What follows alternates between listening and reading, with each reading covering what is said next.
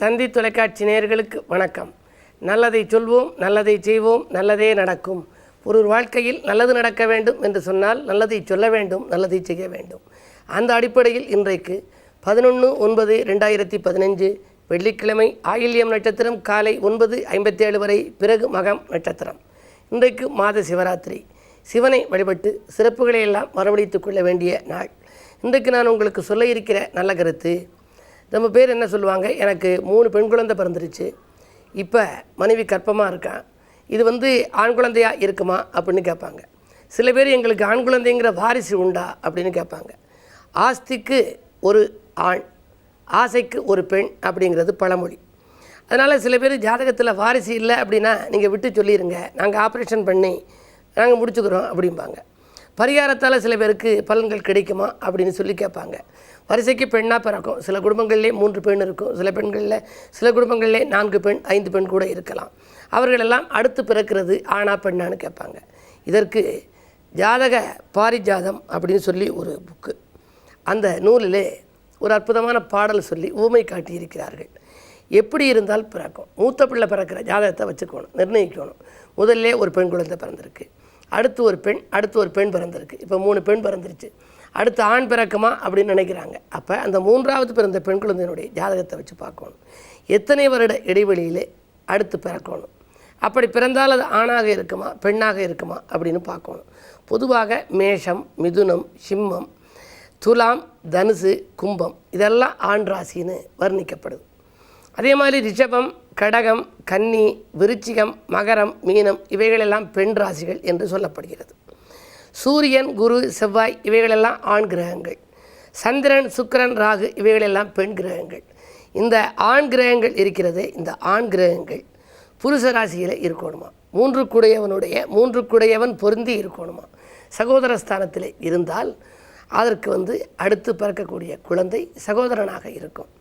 பெண் ராசிகளிலே இருந்தால் பெண் குழந்தைகளாக பிறக்குமாம். புருஷ ராசியில் 3க்கு உடையோன் பொருந்த பார்க்க வரிசையாய் சகோதரங்கள் வளர்ந்திடும். 3இன் நாதன் திரு ஸ்திரீ ராசி மீதில் சேர்ந்திட திரியோர் கூட கருவுடன் பார்க்க பெண்ணாம் சகோதரம் கண்டுகொள்ளே அப்படின்னு ஒரு பாரிஜாத பாடல். ஜாதக பாரிஜாதத்திலே இந்த பாடல் இருக்கிறது. பொதுவாக அடுத்து வரக்கூடிய வாரிசு ஆணா பெண்ணா என்பதை நாம் அந்த கடைசியாக பிறந்த குழந்தையினுடைய ஜாதகத்தை வைத்து நிர்ணயித்து கொள்ள வேண்டும். எத்தனை வருட இடைவெளியிலே பிறக்க வேண்டும், அது பிறந்தால் ஆணாக இருக்குமா பெண்ணாக இருக்குமா என்பதையெல்லாம் தெரிந்து கொள்ள இயலும் என்பதை முன்னோர்கள் அழகாக கவிதைகளை பதித்து வைத்திருக்கிறார்கள். எனவே தான் இதை நாம் வைத்து இந்த அடிப்படையிலே பார்க்கலாம். ஒரு திருவிளையாடல் என்ற படத்திலே ஒரு பாடல் வரும். பார்த்தால் பசுமரம், படுத்து விட்டால் நெடுமரம் என்று வருகிறதிலே 10 பிள்ளை பெற்றவளும் 8 மாதம்தான், பாவி மகளுக்கு எந்த நாளும் கற்ப வேஷமா என்று பாடுகிற ஒரு பாடல் வரும். எந்த நாளுமே கற்பமாக இருந்து வரிசையாக வாரிசுகளை பெற்றுக்கொண்டே இருப்பார்கள். அடுத்து பிறப்பது ஆணாக இருக்கும் என்ற நம்பிக்கையிலேயே பிறந்து கொண்டிருக்கும். ஆனால் இப்பொழுதெல்லாம் அரசாள ஆண் ஒன்று, ஆஸ்திக்கு ஒரு பெண் பிறப்பதையே வைத்து கொண்டிருக்கிறார்கள். ஏனென்று சொன்னால் இது நிதிநிலையின் காரணமாக அவர்கள் குடும்பத்தை சீரமைத்து கொள்கிறார்கள். திட்டமிட்ட குடும்பம் தெவிட்டாத இன்பம் என்று சொல்கிறார்கள்.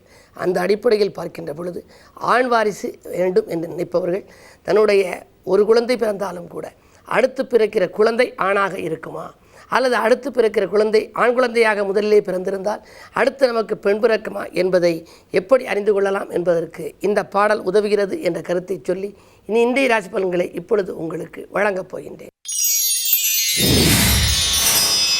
மேசராசி நேயர்களே, பற்றாக்குறை தீர்ந்து பணவரவு கூடுகின்ற நாள் இந்த நாள். பக்கபலமாக இருப்பவர்களால் உங்கள் சிக்கல்கள் தீரும். இன்றைக்கு செய்யும் புது முயற்சிகளில் உங்களுக்கு வெற்றி கிடைக்கும்.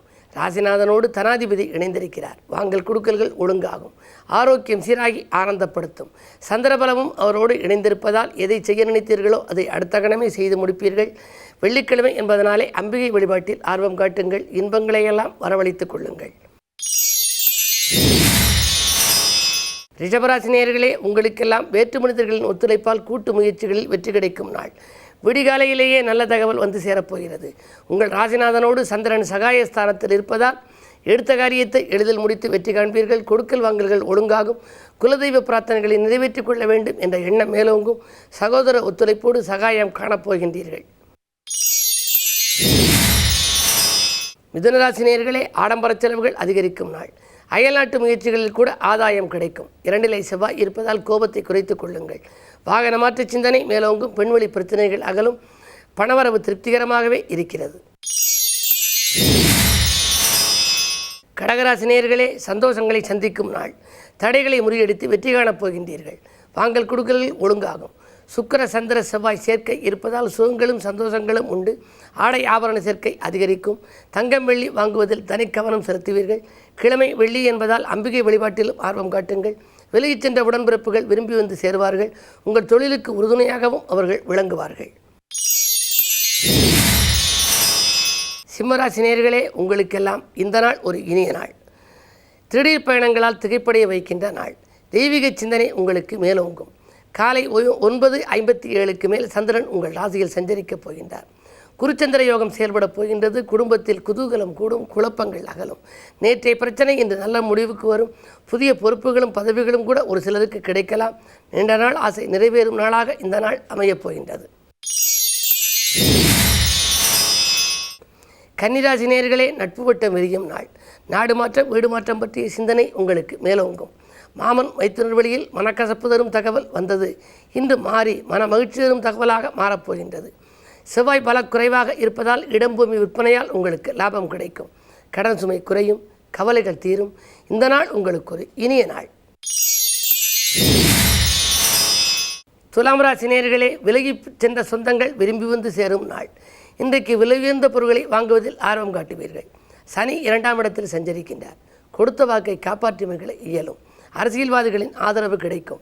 10ஆம் இடம் வலிமையடைந்திருப்பதால் பெண்வெளியில் உங்களுக்கு ஏற்பட்ட பிரச்சனைகள் தீரும். புதிய தொழில் தொடங்கலாமா என்ற சிந்தனை ஒரு சிலருக்கு மேலோங்கும்.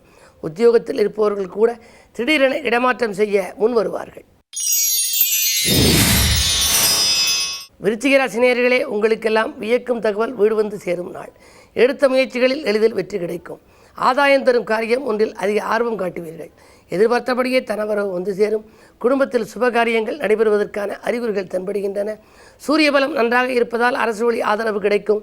அரசியல்வாதிகளாலும் உங்களுக்கு அனுகூலங்கள் ஏற்படும். அஞ்சல் வழியில் வருகிற செய்தி ஆச்சரியப்பட வைக்கும். இந்த நாள் உங்களுக்கு ஒரு இனிய நாள். தனுசு ராசி நேயர்களே, உங்களுக்கு சந்திராஷ்டமம். உடல்நிலை கோளாறுகளால் அவதிப்பட நேரிடலாம். உற்சாகம் குறையும். எதை செய்தாலும் யோசித்து செய்யுங்கள். 8 செவ்வாய் இருப்பதால் இனம் புரியாத கவலை மேலோங்கும். வியாபார விரோதங்கள் வளரலாம். எனவே வெள்ளிக்கிழமை என்பதால் ஆலய வழிபாட்டில் ஆர்வம் காட்டுங்கள். அம்பிகை வழிபாட்டில் குறிப்பாக ஆர்வம் காட்டினால் இன்பங்களை வரவழைத்துக் கொள்ள இயலும்.